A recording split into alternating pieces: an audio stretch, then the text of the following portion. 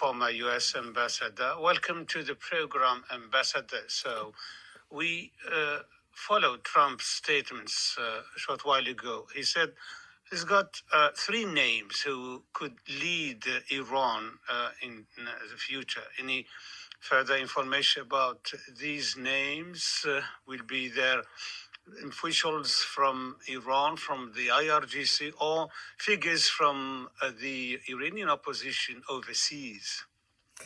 No, we don't have further information. The president hasn't given an indication. So it's a safe thing to say because we won't know until the name is announced. There are, options about the choice for the next leader. They have a robust and mature processes in place to select the next leader. And, there are a number of clerics who meet the requirements.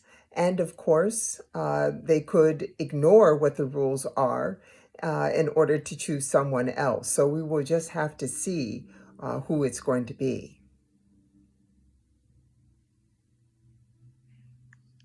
So how can we read Trump's tone when he announced the casualties among U.S. servicemen? Was this a discourse targeting foreign opinion or the local opinion in particular?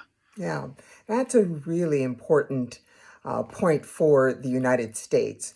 President Trump won election largely on saying that he would keep the United States out of foreign wars, that Americans would not be losing their lives overseas, particularly in the Middle East. So he's got some pressures on him, even as the military successes continue. Number one, there are American casualties. He has not explained to the American people why this is anything other than a war of choice and why the United States had to undertake this at this time. If you look at polling in the United States, polls range from 25% to 27%, which is extremely low as a reflection of Americans who support the strike that killed Khamenei or who support going into war with Iran at this time. The president, many argue, has not done a good job of explaining. Ambassador, sorry Yes, to interrupt sure. You say that the U.S. president said he would not engage in foreign wars. However, he has not yet really set a timeline for this confrontation. He said maybe it can last for weeks or 1 month until the targets are met. And so far, we do not know what are the goals of the U.S. in this military confrontation. That is one of the major problems. The American people don't know what the goals are either. And he has said in the last couple of days that there may be an off-ramp, that the Iranian leadership has agreed or expressed an interest in talking, and he is willing to talk to them. So there is even a hint that negotiations could be beginning quietly even now or begin soon, and that there would be an argument for stopping the war. But of course, he's also called on the Iranian people to take to the streets, to take their country back. And it's not at all clear that enough has been done to set that stage properly. So it's entirely unclear. It will depend in part on what the pressures are domestically for President Trump. And this is where Israel and the United States, although they are in this together, differ, because Israelis are very supportive of this war, and so far Americans are not.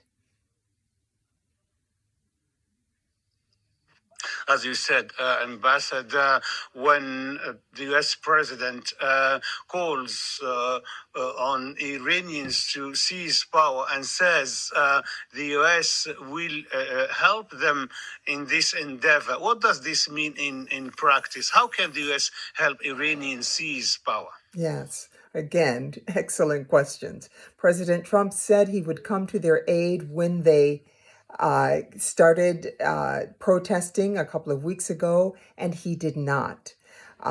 If he has said he will not put boots on the ground. Iran is not Venezuela. It is a country of 90 million people. So, exactly what he has in mind, other than softening up the leadership and the military by taking out their assets. We see the United States and Israel are being very robust with destroying the Navy, as he said they would do, trying to get the Straits of Hormuz open again. President Trump will also be watching for the economic impacts. This is going to be a challenge. We see the oil prices are going up. We'll be watching the stock market tomorrow when it opens. Gas prices will be a pain point for Americans. All of these things will have an impact on how long the United States, President Trump, sticks with this plan. He said it could be weeks. We will have to see.